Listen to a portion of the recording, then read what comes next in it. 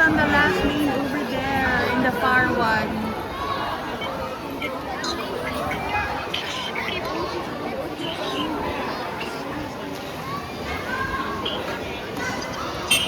Cheer for Faye, Jemima. She's on the farthest lane, wearing white cap. Swimming in lane 0, Apostolic South Swim Club. Lane number 1, Velasco Sharknado Swim Club. Lane number 2, Montreve of Argas Dolphin Swim Team. Lane number 3, Ayala of Argas Dolphin Swim Team. Lane number 4, Panawa of Swim Care Aquamarine Swim School. Lane number 5, Campo of Perpetual Sports Academy.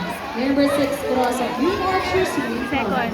Lane number 7, Grande of Argas Dolphin Swim Team. Lane number 8, Kayas of Compact Hockey Club. And lane number 9, Damas of Olympus Aqua Breaker Swim Club. Jemima, put on your camera. I'll show it to you. Yay! Jemima's watching.